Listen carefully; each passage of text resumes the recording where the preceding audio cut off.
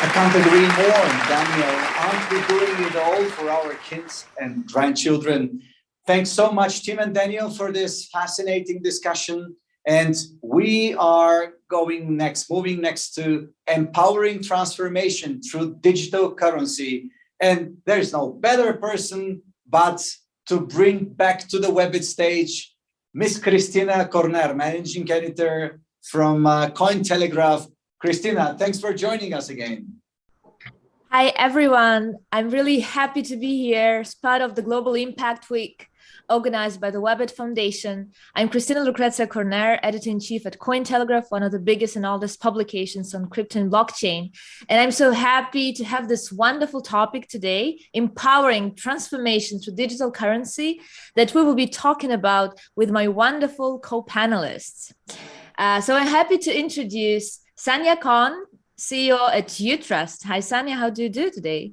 Hey, everyone. Nice to meet you, everyone. I'm great. And you, Kristina? Nice to see you. Oh, great. Thank you.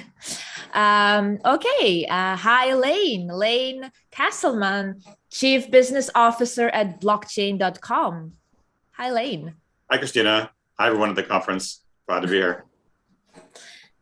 I'm happy to greet here Rajesh Dhuddu, Vice President and Practice Leader for Blockchain and Cybersecurity at Mahindra. Hi, Rajesh. Hello, Kristina. Glad to be here. Awesome. And last but not least, Tommaso Gagliardoni, cryptographer and quantum security expert at Kudelski Security. Hi, Tommaso. Hi, Kristina. Hi, everybody. Very excited to be here. Well, we do not have much time, as actually I would love to have talking about this important topic. I guess we all can talk for hours and hours about what exactly digital transformation through crypto and blockchain means for all of us. But I guess it's very important to highlight today that transformation that is empowered through digital currency is not only related to finance, but it's also related to our digital daily life. It's related to our tech affiliation, and it's definitely related to social shift within our ecosystem. So I would like to highlight different changes, but let's maybe start with the financial industry.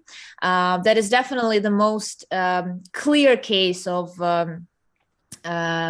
application for digital currencies. And I would like to start with Sanja with this very simple question. What is exactly decentralized finance, and what can it be for us in terms of transformation of everyday lives of everyone on the planet when we apply digital currencies? Oh, wow. I love this question because I really see decentralized finance as enabler of social change.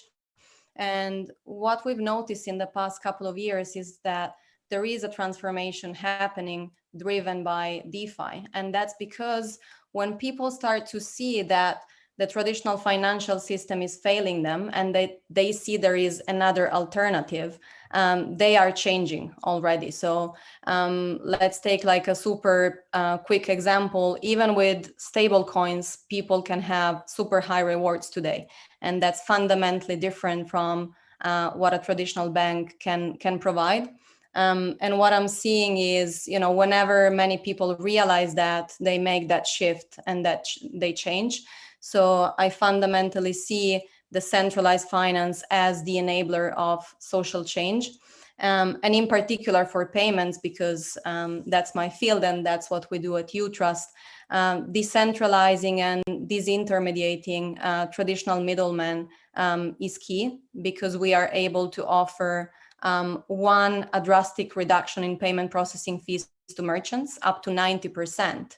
Because as you know, with blockchain, there are no borders, and we are able to charge a very low fee, super small fee, compared to what merchants are paying today with PayPal or traditional payment gateways, removing any cost associated to chargebacks and fraud, because again, we're not relying on decades-old systems and credit cards and debit cards.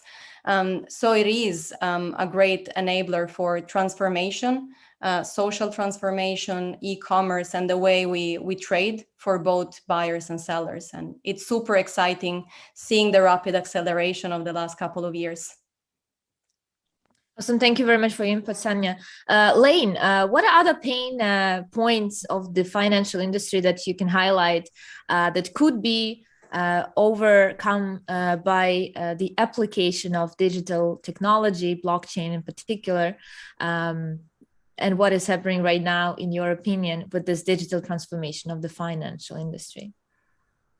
It's a great question, Kristina. I think what's so interesting about the transformation we're seeing now is that we're starting to remember all the people that have been forgotten, right? There are countless unbanked around the world, whether we're talking about Africa, certain parts of Eastern Europe, or certainly the 200+ million in Latin America, that haven't been able to access traditional financial services because of the cost or the inefficiency or illegality of their banking system or whatever reason, maybe it's hyperinflation. And so because of that, they don't have access. Hundreds of millions of people don't have access to digital services. And crypto provides that first bridge, right? We can enable true financial services, lowering the cost, lowering the speed to transaction, and giving those people access to financial services, right? And I don't mean necessarily life-changing digital services, but access to things like Netflix or Spotify, right? Like everybody should have access to those basic services, but they're hard to do if you don't have some sort of digital financial experience. So I think that is sort of the greatest promise we're seeing right now, is that companies like ours and many others are really focusing on bringing those financial services to all the people that haven't had them before. Now, of course, there is a dramatic benefit, just as Sanja referred to, DeFi for more TradFi type customers that we see in the Western world. And that's coming, and I think is a great overlay. But the thing I'm most excited about, and I think the thing that most people get excited about, is helping to bring those that haven't had access into our world. Yeah, thank you very much for mentioning that. And I really like that even if we talk about applications or simple applications related to finance, we actually can't help talking about social developments. And in the end, it's not only about bringing people and services toward people, but also about us having an opportunity to look at the world through the eyes of others. And this is also what is decentralization for me. Rajesh, what about you? You work a lot with different tech projects, and I guess you also have to explain what's the value of blockchain for the businesses and in general, and for financial industry in particular. So, what is your take on that? Sure, Kristina. Thanks for the question. So basically, from a blockchain perspective, with regards to the enterprises, we are seeing implementation of blockchain in 3 different dimensions. One is in terms of using blockchain to redefine customer experience.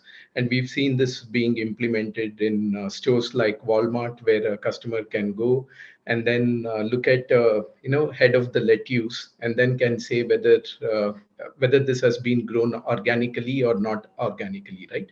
That kind of information is not accessible easily without the implementation of blockchain. So that's really is redefining the customer experience. The second one, people are using it to generate new revenue streams. For instance, in India, we have used blockchain to insulate people from spam calls and spam text by collecting the consent and the preference information of over 800 million subscribers. Now, the telcos have access to the preference and consent information of these 800 million subscribers, which can potentially be used to develop the psychographic map of the customer, and which could be a valuable information for the marketeers, where they can decide which products that they can upsell and cross-sell. At this point of time, the regulator does not allow this information to be monetized. But at a later point of time, when this information is allowed to be monetized, then a new revenue stream can be generated for the telcos as well as for the marketeers of this particular information. The third one, blockchain is being used by the enterprises primarily to reduce the total cost of ownership.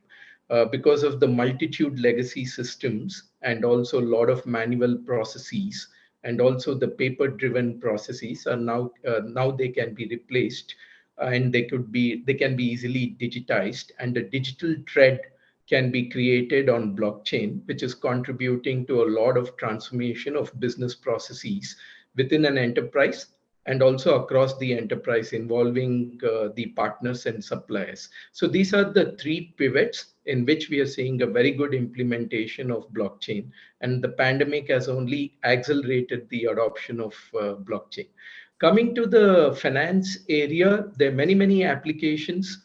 Trade finance is one area where we are seeing rapid adoption of blockchain, wherein you create a consortium of banks, and these banks can come together and they take aggressive decisions when it comes to bill discounting or invoice discounting. In absence of such a consortium, there are two problems that banks face. One is in terms of when an invoice is presented for discounting, you wouldn't know whether it is a genuine invoice or a duplicate invoice. So the consortium, with the ability to plug into the ERP systems of participating companies, you'll be able to easily tell whether an invoice is a duplicate one or an original one, number one. Number two, it also helps banks to take a decision whether the invoice has already been discounted by the other banks. Today, that information is not easily available. Likewise, we've seen a lot of adoption in the area of treasury, in the area of securitization, in the area of money remittances, both domestic as well as international. So these are some of the use cases that we have pioneered for different enterprises across the globe, Kristina. Thank you very much. Thank you very much. We have such a plethora of different applications in finance. We'll be moving toward other industries as well. But Tommaso, my next question goes to you. And one of the most important part of the financial industry is definitely security. So how do you see the role of blockchain application in empowering cybersecurity, in empowering security of assets, and also what are the challenges related to implementing such new technology as blockchain to the databases where security is maybe one of the most important thing to keep? Thank you, Kristina. This is a very important question, I would say. What we see from the cybersecurity landscape is that blockchain is an enabler of a lot of applications, but of course, being in the digital realm, it can be abused in many different ways. And very often what we see is that people mistaken, an application that they think it's secure because it's using blockchain technology, right? The two things are actually a little bit orthogonal. And what we have seen in the last few years is a growing need for expertise in securing blockchain applications. So from a cryptographer's perspective, it's really interesting to see how cryptographic technologies are moving so fast from the research stage to the real world. And this acceleration has been driven by blockchain. It's very interesting because from the point of view of cryptographers, very often we work on academic papers that we think, oh, maybe in 20 years, this is going to be interesting. And nowadays, instead, we see techniques that move in a matter of weeks from the scientific discussion to the field. And the consequence of this is that there's a lot of security issues that are left unaddressed by the practitioners. And therefore, there is this growing need that we are seeing into for securing applications. Now, blockchain can be an enabler of security features, especially in terms of authentication, integrity. On the other hand, very often these applications are built on such complex protocols that is very easy to make mistakes when implementing them in practice. And we have seen, in the last few weeks, we saw many news of big hacks that happened in the DeFi landscape that were targeting misconfigured smart contracts maybe, but we have also seen attacks on the cryptographic layers. So I would say it's a very complex relationship between decentralized finance and security. From my point of view, what I can say is that the two things cannot be disentangled. So you cannot think of decentralized finance as, okay, now we have blockchain, we don't need security anymore. On the other hand, I see a lot of opportunities for other security applications that can be enabled by blockchain technology. One of the biggest challenges for sure is that decentralization brings a lot of opportunities, but also a lot of challenges that are given by the fact that in the finance world, we are used to a system that is arbitrated. So there is a central authority that decides, yes, this transaction is legit or not. And we trust somehow very often these entities, sometimes not. But with decentralization is a completely different landscape, which brings a lot of new paradigms that are in a continuous evolution, I would say. So very interesting times, I would say, from the point of view of security. Yeah, that's a great summary. And I guess the industry is complex is the simplest way to say what is happening actually in the ecosystem. In my opinion, you said that you mentioned the lack of expertise in applying the security measures toward the blockchain application. I guess it's like it can be the issue of the whole industry. We definitely need to work more on educating those who create, the developers, those who apply, business men and women, those who use, users and clients, and the mass media as well. That is one of my personal missions, to bring this journalistic view of the industry toward the broader audience. My next question to you is, which other industries, in your opinion, can benefit from the application of blockchain? And well, the topic is called digital currencies, but I would permit myself to call it digital assets, and digital asset may be not only currency, but also item of information. So in this regard, we can talk about application of blockchain for different industries where we need to manage big data. I would like every one of you to highlight maybe one industry, apart from the financial one, where you think that this transformation has a great potential, not only in the distant future, but in the next year that we are approaching. Who would like to start? Happy to start. So yeah, of course, apart from payments, one thing that we are seeing as part of Utrust as a huge trend is fractionless ownership. It's an exceptional use case. We're talking about decentralizing and removing mediators from the process of investing in either property such as art or real estate.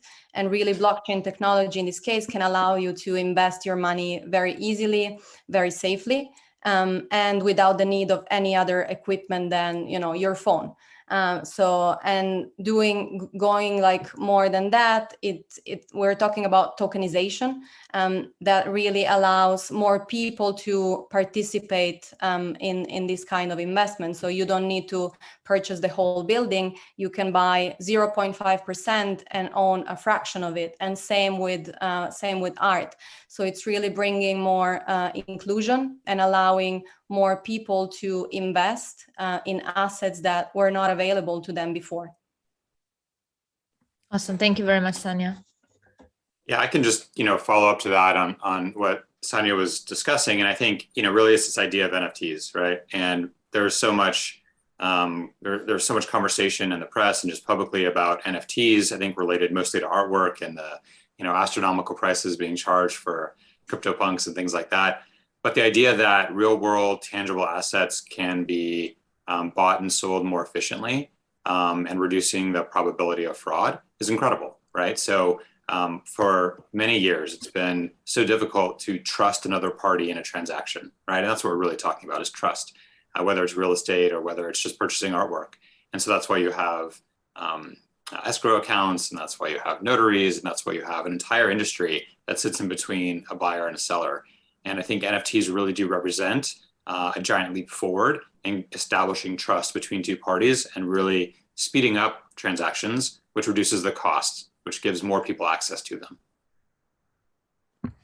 So Kristina, from my perspective, I don't think there is any vertical or any industry area which has been untouched by blockchain, right? Very rarely you come across such vertical or an industry segment. But from my perspective, supply chains are going to be disrupted in a big way using blockchain. And pandemic has taught us that the global supply chains are very fragile. And a lot needs to be done in supply chain, and that has been a big wake-up call for a lot of logistic providers as well as a lot of companies. Now they're looking at in terms of how do you integrate blockchain from a perspective of enabling the legacy systems work seamlessly and in tandem with the new age systems. The problem has been a chain of systems where there is a legacy system and a new age system. In that kind of a chain, the flow of information has been severely constrained, as a result of which a lot of those processes were manual in nature.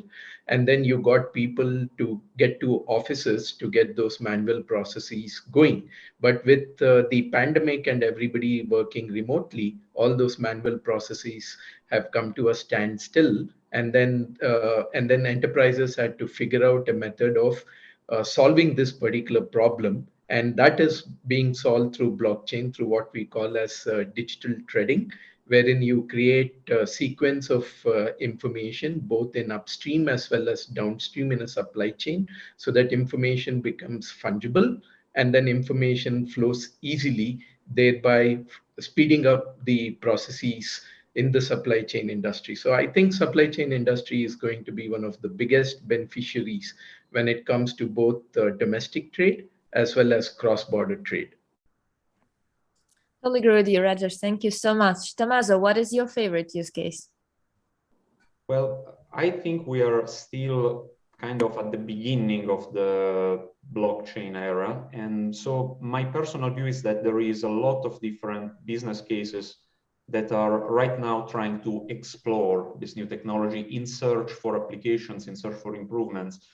And they can be really the most disparate ones, from e-voting to healthcare to logistics. So what I think is that it is not necessary that all of these applications are going to benefit from blockchain. Like very often blockchain is touted as, the panacea for everything. However, I think that there is applications that will benefit incredibly from blockchain, in particular applications that would not be possible. I'm thinking in particular, from my point of view, to decentralized organizations, the DAOs. So we are talking of,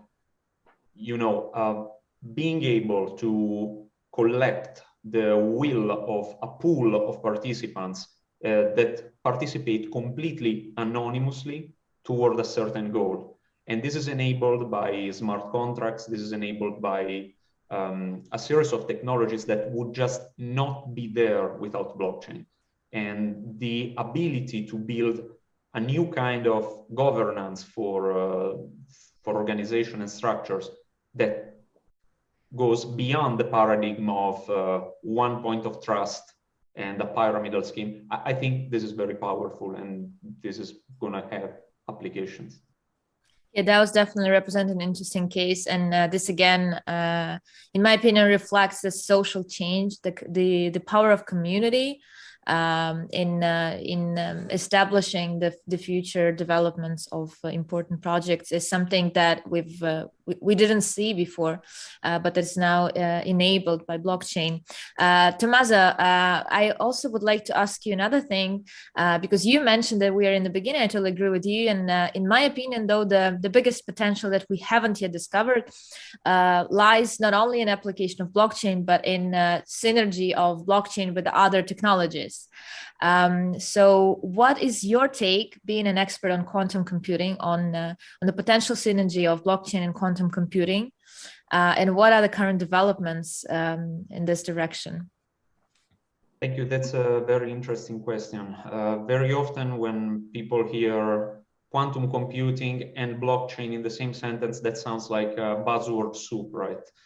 But the reality is a bit different. The reality is that quantum computing is potentially game-changing technology that we see coming, because in the last few years we have seen an incredible acceleration toward the realization of this technology, and it's going to have an impact also on blockchain. So I think from my point of view, I would like to highlight that.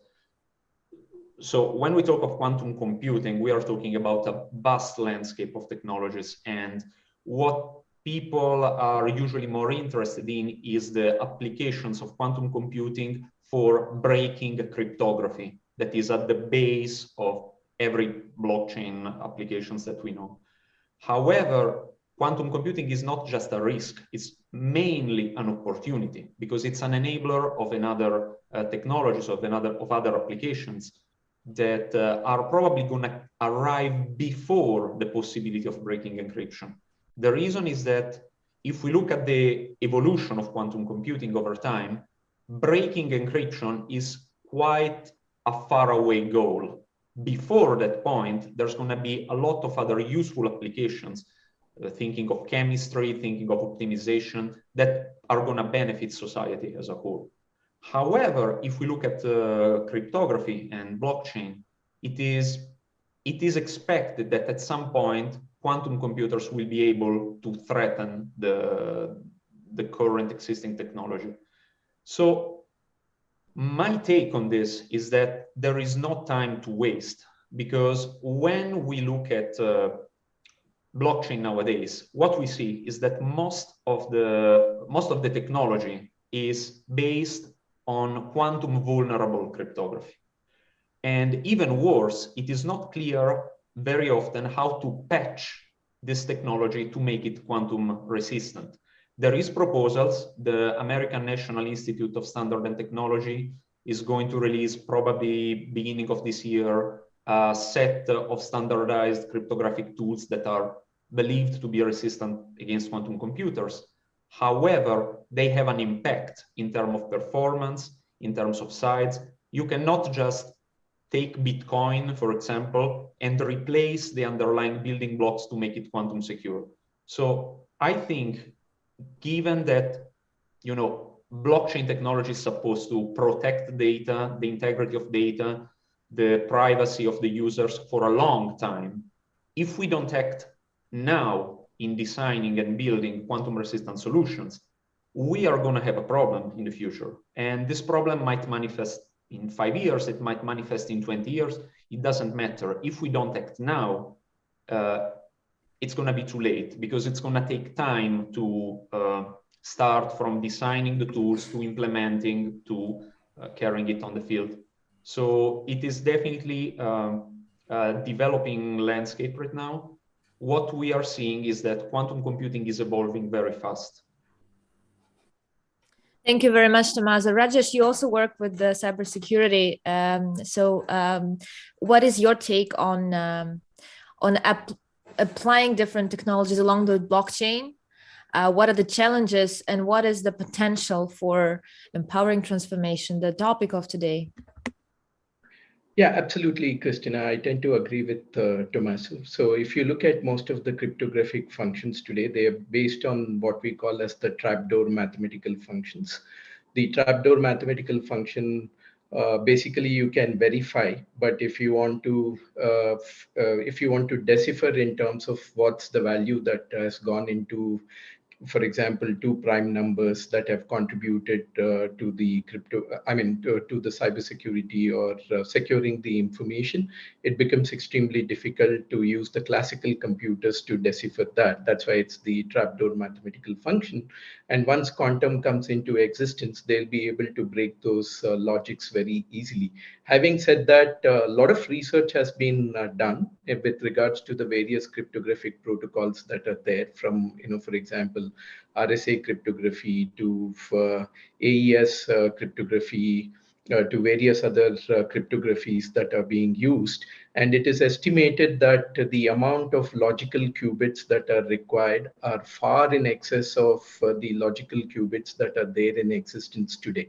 So from that perspective, it appears that while quantum has a potential to break the cryptography, it will definitely take a lot of time for that to happen. And having said that, we are already seeing deployment of quantum routers to protect information that gets transmitted on an optical fiber. I'm working with a few startups where they have demonstrated in terms of protecting the information that gets transmitted over optical fiber over 100 miles distance, and there are quantum enabled routers at both the ends, and then it becomes extremely difficult to sniff the packets and intercept the data that is getting transmitted through those packets. So the verdict is really not clear in terms of whether quantum will be used to break the blockchain technology or quantum will be used to strengthen the blockchain technology further. The time will only tell.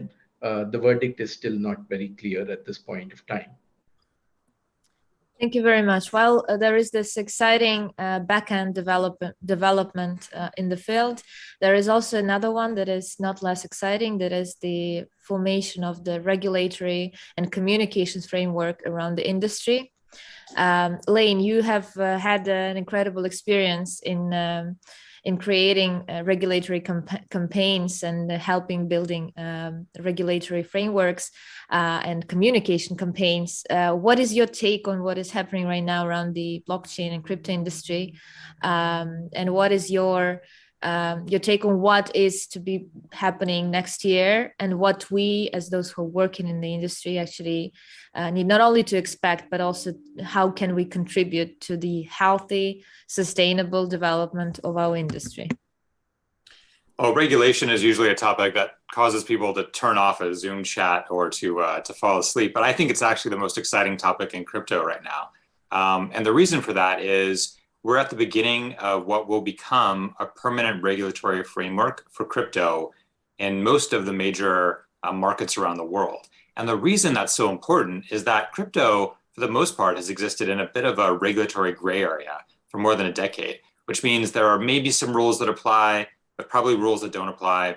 And most companies are just doing their best not to get in trouble, but don't really know how to actually operate. And so once there's a permanent framework, whether or not we all agree with what that framework is, we'll be able to innovate around it. So what's happening right now is in places like the US, UK, and EU, the establishment of really progressive regulations is being created. I think Germany is actually ahead of the EU in creating its full regulatory licensing scheme, which will cover almost everything in crypto. And the EU will probably follow close behind it. And the US is certainly on track as well. Now, us as the people leading the crypto industry and working in it, we have a very important responsibility in this process, and that is to not be resistant to every single regulatory proposal that comes out of one of these legislators' offices, because they're doing their best, and it's up to us to try and educate them to make sure the policies work for us. We're going to get a little bit of what we want. They'll get a little bit of what they want. And we'll probably all end up fairly unhappy with what the end result is. And that's kind of a good thing. That's sort of what you want in regulation. And the other thing to be aware of is this is just the beginning. So for those of us working in crypto, this isn't a fight that just happens once. This is a forever battle now. We will forever be battling regulation and the development of it in markets all across the world. So this isn't a brief moment in time where you either have to accept the finality of what's been decided or try and create the rules that will be permanent forever. Because if we've seen one thing from every other industry, it's that politics is always politics, and that regulation will continue to be developed and changed over time. I like this a lot. Yes, regulators and incumbents are definitely those who always have the power of being the first, but we are those who bring changes, and we are those who decide which values we want to be promoted, along with the technology that we're pushing forward. One of the values that is very important for me, and all of you have talked a lot about this already today, is inclusion and equality, financial inclusion, but also this decentralization of that represents a freedom, freedom of speech, freedom of expression, freedom of access to different services. My next question goes to Sanja, because we've been together at different women associations, and I really want to have your take how the blockchain industry has empowered gender equality over this few years that we've been working in the industry. Yeah, thank you. You know, I love this topic. So I think we're already doing a lot, in a sense that I always say there's never been a better time, not only for women, but for really anyone to enter the Web3 industry. And also the way we hire has fundamentally changed. So at Utrust, we are hiring people because they interact with us through our community, for example, or because they're talking with our brand on Twitter. So it's really a radical shift in the way we interact with people, in the way we hire. So there's never been a better time for women to educate themselves and enter the space, because also I think for all of us, for all the companies here and above here, there is, you know, more demand for people than supply. So we are lacking people, qualified people to enter in our companies. So I think, you know, there's never been a better time. At the same time, I think in our organization, we need to do a sort of a mental shift as well, because I think it's easy to hire by association. And, you know, still, even if it's changing, but still in most companies, they're predominantly male dominated. And what, you know, tends to happen in human behavior is I hire by association someone that is really similar to me and the way I do things. So I think, you know, we all need to think about how are we hiring, and are we hiring for diversity? And I'm really opposed to, I don't like saying that, you know, for that position, we need to hire a woman. We always need to hire the best possible candidate. What we need to have is a pipeline that reflects for diversity, so that we're able to source from multiple pools, people with diverse backgrounds. So not only gender, but, you know, backgrounds as well. Also, I think, you know, you're going to see a lot of what we will do in the next few years, because that's one of our company priorities as well. Because I think women are more risk adverse. We need to do more education specifically tailored to women, to not only tell them how great it is to invest in crypto, but show them how to do it. So specifically give them the skills and the confidence to start doing that. And yeah, that's one of my personal missions as well for the next few years. And I know it's one of yours as well, but I think it's a job that we all need to do collectively. For sure. Thank you very much. We have a few minutes left, and I want this last question to be sort of your wish to the industry and to all who are part of it, in terms of mindful behavior toward this transformation that we've been talking today. And I mean here that even if we define what are the values that we want to bring into our businesses, human nature tends sometimes to be hypocrite, and in the end we find the most cheap, or maybe the most successful potentially from the monetization perspective solution. And if it happens to be sustainable, then we are happy.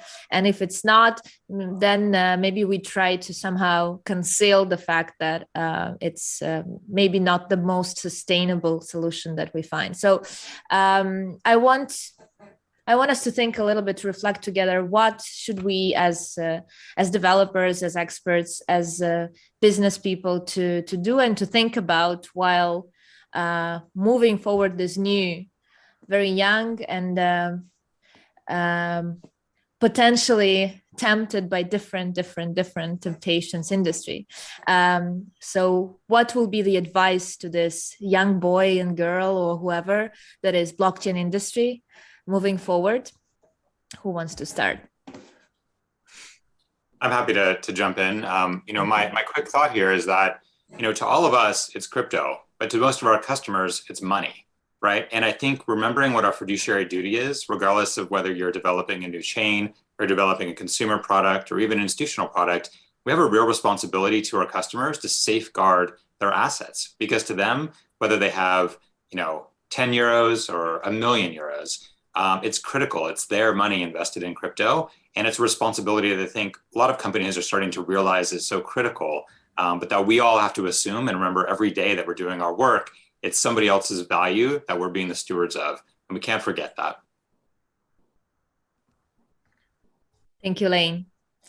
Rajesh. And in terms of this particular technology has empowered a lot of people globally. For example, Lane did mention about NFTs, which kind of created an opportunity for people to monetize. Earlier, if people had to monetize, they need to have access to various things. Today, without that particular access, anybody can monetize anywhere sitting anywhere in the world, right? So it has the ability to create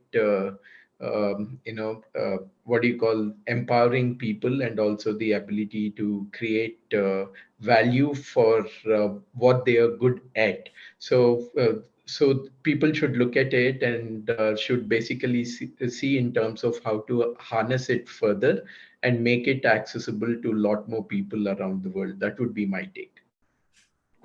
Thank you very much, Rajesh. Tommaso.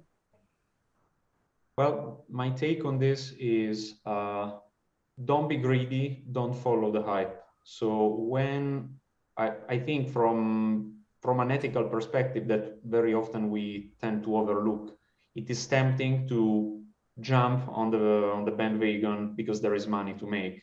However, I think the question is, are you producing something good? And you decide what means to be good. But I think we should keep this question in the back of our head, like, are we doing something good for society and not just Ponzi scheme or making money out of thin air? If we are thinking in this way, I think we cannot be too wrong in what we are doing. I like this, too wrong, yes. And I guess it's very important to admit when we are wrong. This is also part of business ethics. Sanja.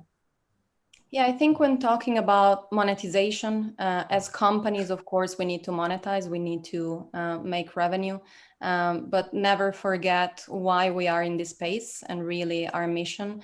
And we are discussing this at Utrust at this stage.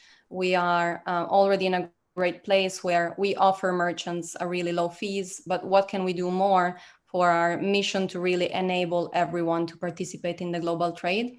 And for us, what that means is really shifting the concept of what a payment gateway is, from someone that helps you process money and taking some fees, to really, can we be a partner to any merchant in the world and actually help them transform what they're paying in fees into profit, into income. And we are going to leverage on DeFi to do that. So again, it's something that we don't need to do because we are already in a place where we are monetizing our business, but we are here for something larger and we want to do more. Awesome. Thank you very much, Sanja. And thank you very much, the Webit Foundation, for organizing these discussions. I really think that it's important. And my small take on the question that we've been discussing is that I think that nothing should be leading to a zero-sum game. In the end, the success and the sustainable development lies in cooperation rather than competition. And the values of decentralization definitely can be applied to the social shift and what is important for us while we are doing business. Thank you very much. We will be available for discussions on socials.